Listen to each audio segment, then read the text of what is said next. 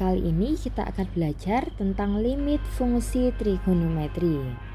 Nah, sebelum kita ke penyelesaiannya, kita perlu mengingat dulu hal-hal yang perlu diketahui, yakni yang pertama, jika trigonometrinya terdapat fungsi sin maupun tan, kita dapat dengan mudah mencoret-coretnya.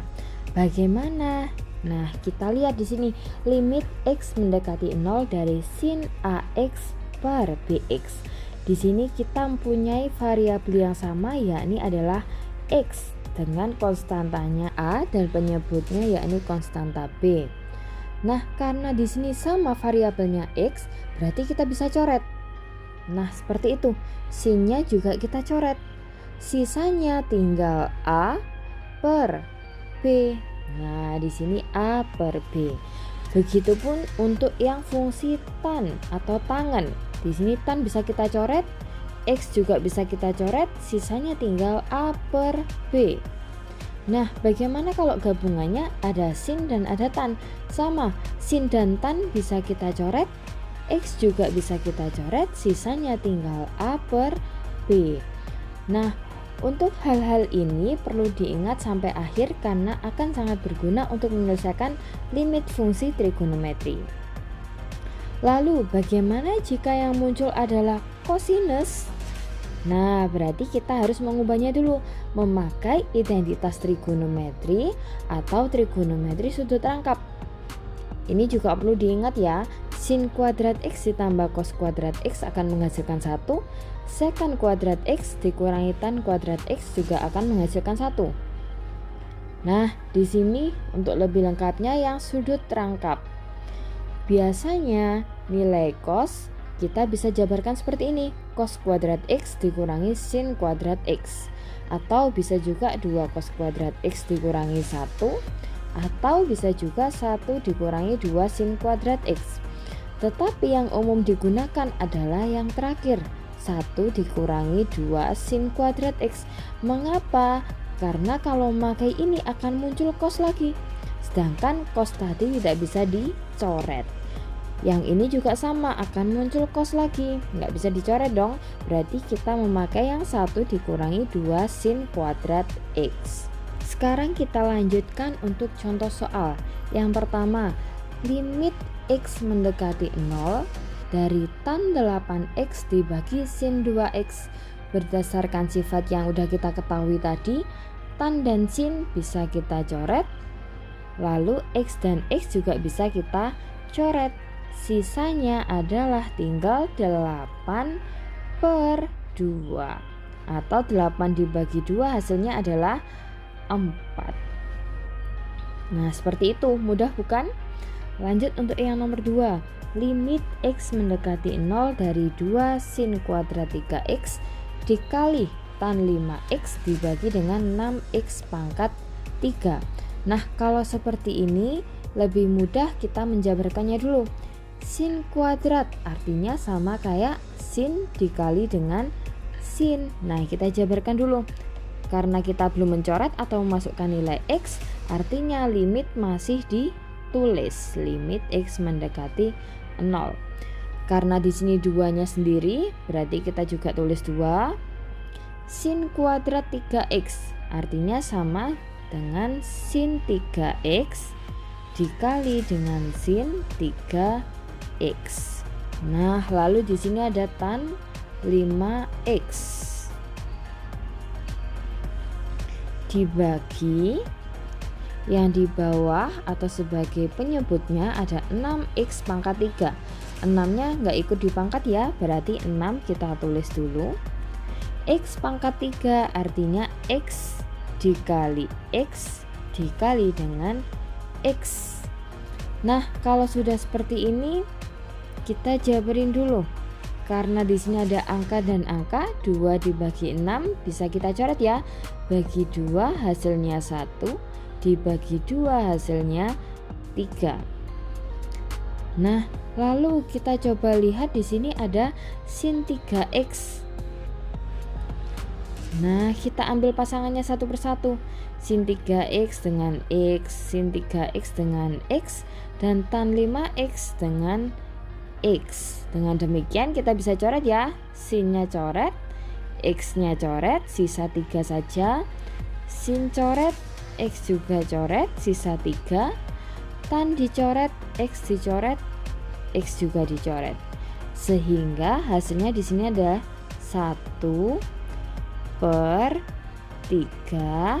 Sampainya di sini ada 3, ada 3 lagi dan ada 5. Nah, karena di sini ada yang sama bisa kita coret ya. Sehingga sisanya tinggal 3 dikalikan dengan 5 atau menghasilkan 15. Oke, mudah bukan? Selanjutnya contoh nomor 3, di sini ada limit X mendekati 0 dari 2X dikali sin 3X dibagi dengan 1 dikurangi cos 6X. Nah, di sini muncul ada cos. Kita nggak bisa melakukan coret-coret sehingga cos 6X harus kita rubah. Nah, merubahnya memakai apa? Identitas atau sudut rangkap? Nah, yang kita pakai adalah sudut rangkap. Mengapa? Karena di identitas tadi cosnya adalah bentuk kuadrat. Sedangkan di sini cosnya bukan kuadrat ya, berarti kita memakai sudut rangkap. Masih ingat sudut rangkap? Dikatakan bahwa cos 2X akan sama dengan 1 dikurangi 2 sin kuadrat X. Nah, ini untuk cos 2X. Bagaimana kalau cos 6X? Di sini kita lihat X-nya berawal dari 2 menjadi 1. Bagaimana kalau 6? Artinya di sini 1 tetap dikurangi 2 sin kuadrat 3X. Mengapa kok bisa 3X? Karena itu langsung setengahnya atau separuhnya. 2 menjadi 1 sehingga 6 menjadi 3. Kemudian kita masukkan dulu, kita ganti. Karena di sini belum dimasukkan X-nya, berarti limit tetap ditulis. Yang atas atau sebagai pembilang nggak kita apa-apain, berarti kita tetap tulis 2X dikalikan sin 3X. Sekarang penyebutnya 1 kita tetap tulis, lalu dikurangi dengan cos 6X. Cos 6X tadi adalah 1 dikurangi 2 sin kuadrat 3X. Nah, kita lakukan pengerjaan dulu. Limit X mendekati 0. Pembilangnya tetap sin 3X. Sekarang penyebutnya 1 dikurangi 1. Habis ya. Sekarang tinggal min 2 sin kuadrat 3X. Karena min ini masuk di dalam kurung dan di depannya ada negatif juga. Negatif bertemu dengan negatif akan menghasilkan positif, artinya tinggal 2 sin kuadrat 3X. Sama seperti tadi, ada kuadrat berarti kita harus menjabarkan dulu. Limit X mendekati 0, pembilangnya tetap sin 3X dibagi yang bawah angka 2-nya tetap. Di sini ada sin kuadrat, artinya sama dengan sin 3X dikali dengan sin 3X. Nah, kita lakukan seperti tadi. Angka dengan angka, 2 dengan 2. Lalu di sini ada X dengan sin 3X. Lalu ada sin 3X dengan sin 3X. Nah, semua sudah memiliki pasangan dan bisa kita coret. X sin X sin X. Artinya di sini tinggal yang atas atau pembilangnya 2, sampingnya karena nggak ada angkanya berarti kita tulis 1, sampingnya lagi ada 3 dibagi. Penyebutnya di sini ada 2, ada 3 dan juga 3. Nah, ada yang bisa kita coret 2 dan 2, 3 dan 3, berarti menghasilkan 1/3.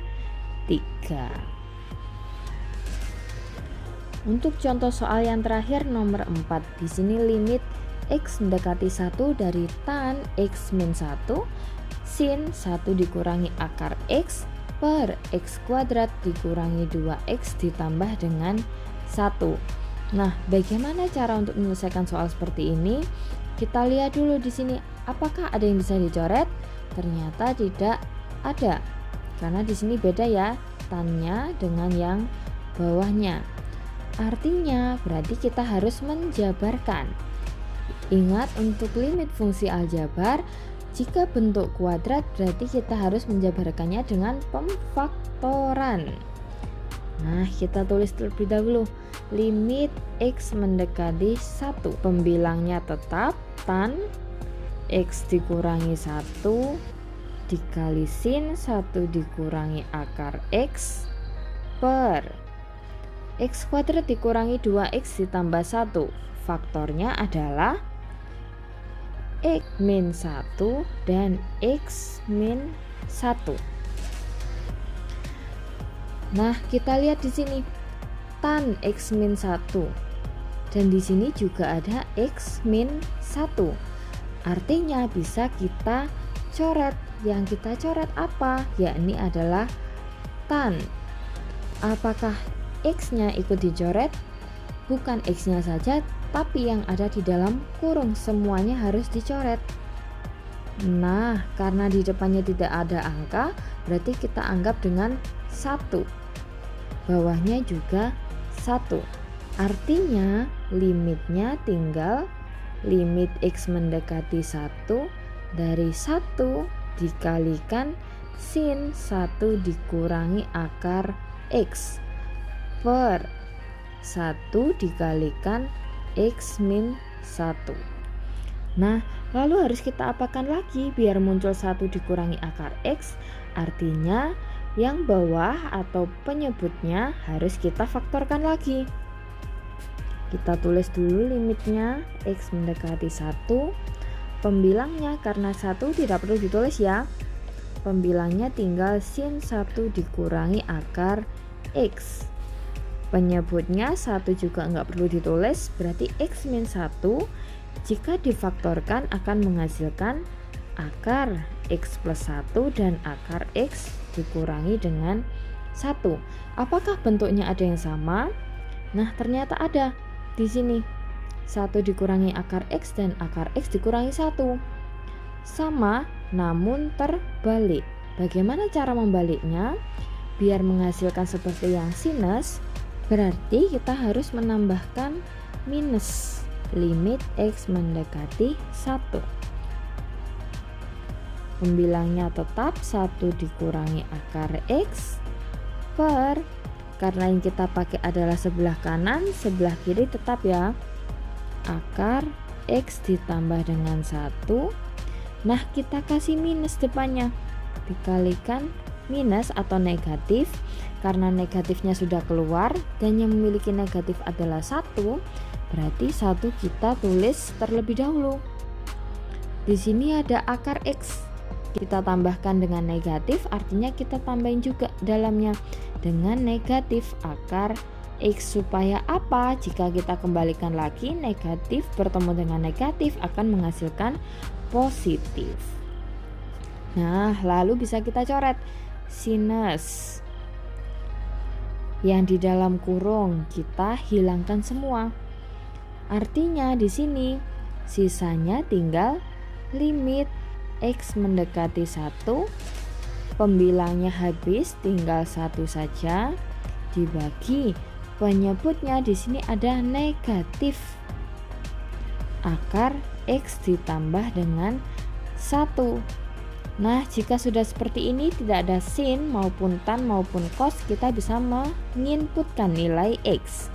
X-nya kita ganti dengan angka 1. Pembilangnya tetap 1 dibagi penyebutnya min dalam kurung akar X. X sudah kita ganti dengan 1 ditambah dengan 1, maka akan menghasilkan negatif 1/2. Semoga bermanfaat.